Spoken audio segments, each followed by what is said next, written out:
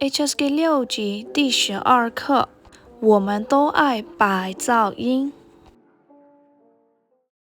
白噪音 （white noise） အဖြူရောင်ဆူညံသံ。嘈杂 （noisy ဆူညံသော嘈杂。莫名其妙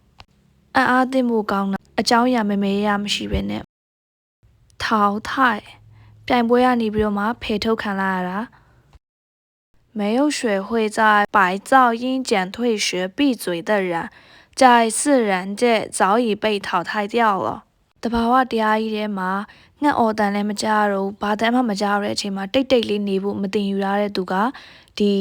တဘာဝတရားကြီးတွေကနေအစောဆုံးနှုတ်ထွက်လိုက်ရပြီလို့ပြောချင်တာ不妨ဒီလိုပဲလှုပ်လိုက်ပါလားဒီလိုပဲလှုပ်လိုက်တော့မယ်အဲ့လိုပြောချင်တာ might as well 描绘 describe လုပ်ပြတာ描绘波浪 wave လှိုင်းနေ岩石 rock ကြောက်တုံး岩石抚摸 to stroke ပုတ်တတ်တာ微风抚摸树叶时发出的沙沙声လေပြေလေညင်းလေးတွေကတိတ်ရွက်ကိုရိုက်ခတ်တဲ့အခါမှာထွက်လာတဲ့အတန်ကိုပြောတာ务必သေချာပေါက် must be sure to 警惕 alarm လုပ်ထားတာသတိရှိပြနေတာ请务必来参加သေချာပေါက်ပွဲကိုလာရမယ်请务必准时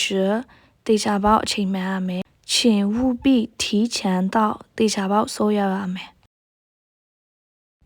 解除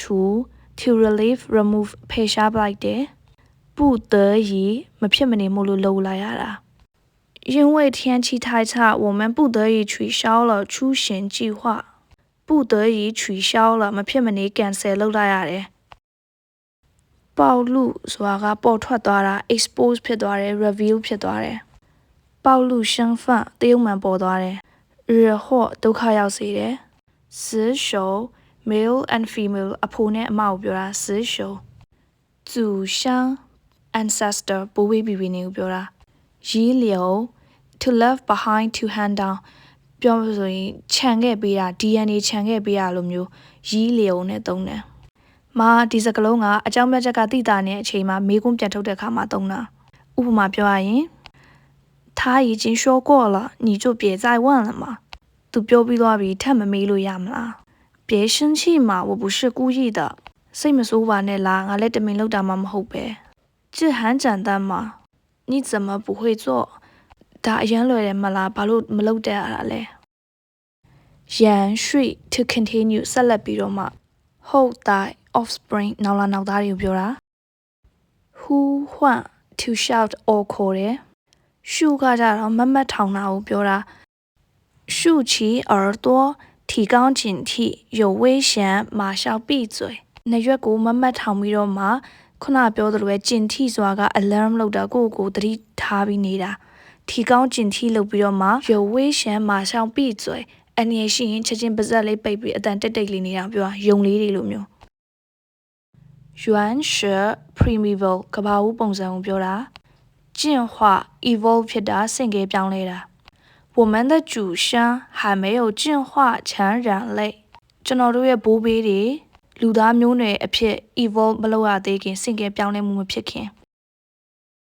靠拢နီးကပ်လာတယ်神经အာယုံကြော生物 organism living thing သက်ရှိအရာတွေ生物配偶 spouse အိမ်နောက်ဘက်ကိုပြောတာ世代 long period of time 暗示 to imply လို့တာတွေ့ဝိုက်ပြီးတော့ပြောတာ他暗示我不要再说下去了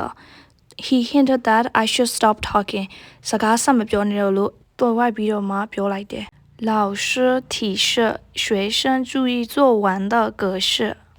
The teacher reminded students to pay attention to the essay format 鉴于 in view of အဲ့ဘက်ကအမြင်နဲ့ပြောရရင်鉴于白噪音有这样的功效它理所当然的成了医生的好帮手ဒီအဖြူအောင်စုညံတန်ရဲ့အကျိုးကျေးဇူးတွေကြောင့်မို့လို့ဆရာဝန်တွေအတွက်အဖိုးတန်တဲ့အထောက်အကူတစ်ခုဖြစ်လာခဲ့တယ်功效 effect ကိုပြောတာ理所当然တေချာပေါက်အဲ့လိုမျိုးဖြစ်သွားတယ်သူကကိစ္စတစ်ခုခုဖြစ်သွားပြီဆိုရင်လီးစော်တောင်းရန်ဆိုတာဒီလိုပဲဖြစ်မှာပေါ့အဲ့လိုပဲဖြစ်သွားတယ်အဲ့လိုပြောချင်တဲ့အခါမှာသုံးတာ疾病 disease illness 得了一种疾病ယောဂတစ်ခုခုဖြစ်နေတယ်患者က patient လူနာကိုပြောတာ疾病ကယောဂ辅助အကူအညီအထောက်ပံ့ဖြစ်စေတာ症状 symptom ယောဂလက္ခဏာတွေကိုပြောတာ有什么症状ဆိုရင်ဘာယောဂလက္ခဏာရှိလဲ愈ကကုသတာ治愈ရဲ့愈 cured 痊愈ဆိုရင်လုံးဝအရှင်းပြောက်သွားတာ痊愈治愈愈 cured ကုသတာ障碍 obstacles အခက်ခဲတွေ噪音 noise ကြည်ရွီသူများကိုပေးတာဟေးကတဲ့လေတံဟေးလို့ပြောတဲ့ဟာလေတံကိုပြောတာ父母给予了我很多关爱 parents give me a lot of love and care 给予က给နဲ့တူတယ်